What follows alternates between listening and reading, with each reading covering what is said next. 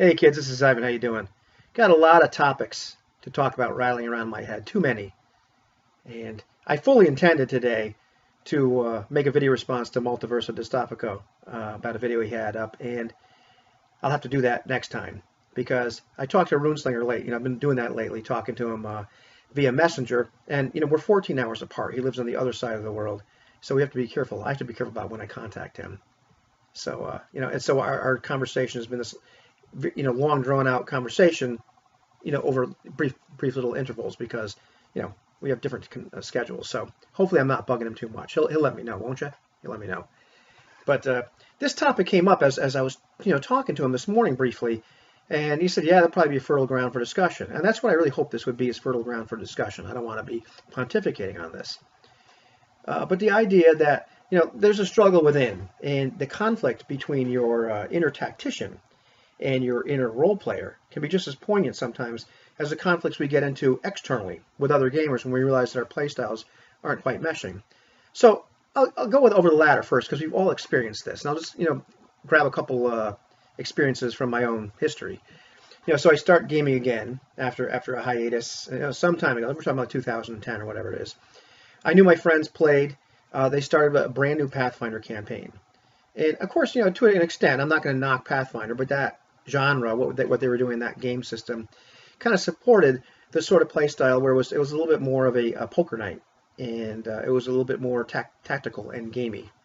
And I'll be honest too, on the spectrum of how much of a role player I am, let's say way over on one end is like LARP, and really narrative, gaming and Fate and all that sort of stuff. Somewhere around there. And then the other end is just pure out, war gamers, where your guy really doesn't even name a name.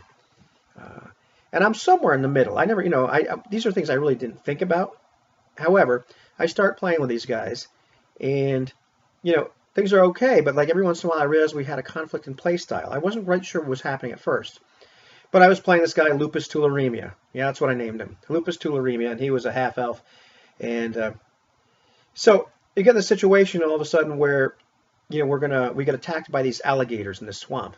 And, part of the vibe I had for this guy in my head was he wasn't a druid or anything, but he just kind of, he was an elf. I figured he'd be kind of like a nature sort of guy. I really wasn't down with fighting alligators. I figured, well, let's just, get out of here.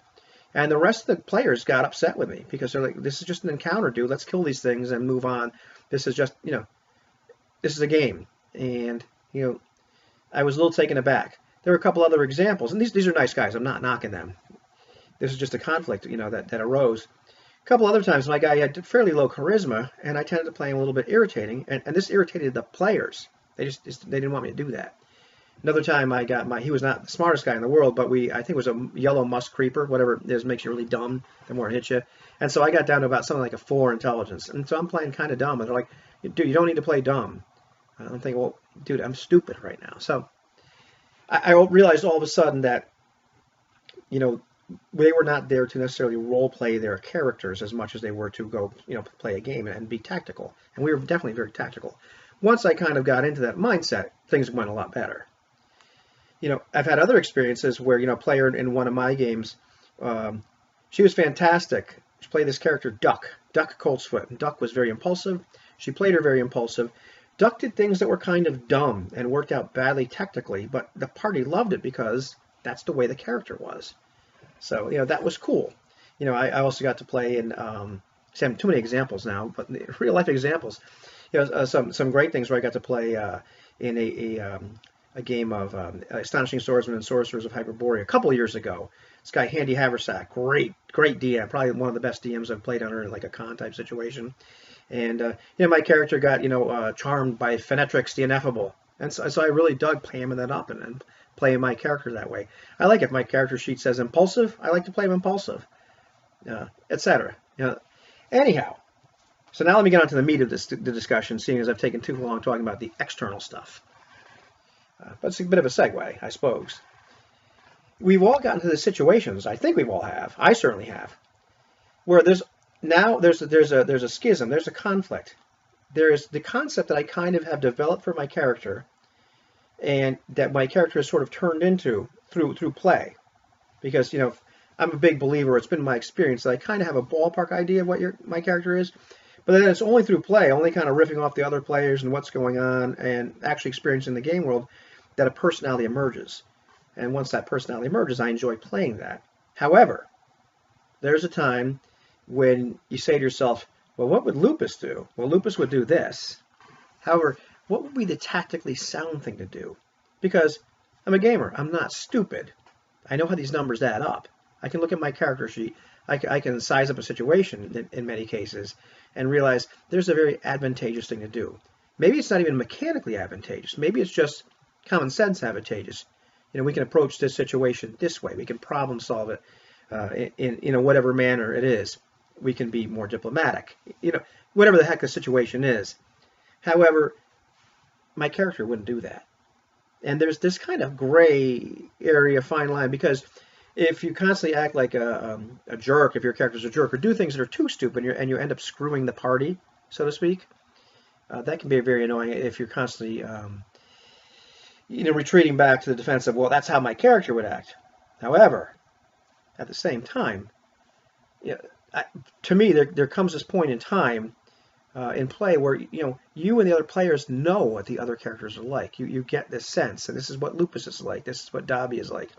This is what the Baron is like. These are the real names of these characters. I won't tell you the Baron's last name, etc. You know what these characters are like, and so you expect them to do that.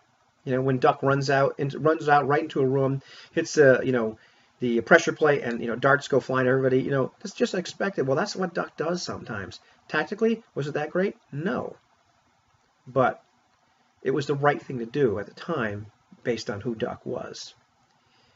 So all the time, not all the time, but more often than I would like, I run into these situations when I'm playing in a game where I have this moment of indecision. Do I do what my character would do? Do I role play my character? Or do I do what would be the tactically advantageous thing to do, either based on the system mechanics or based on plain old common sense? So what are your thoughts on this? What have your experiences been? Good and bad. I'd like to hear from you. Video response, or make a comment, or whatever. Have a good one.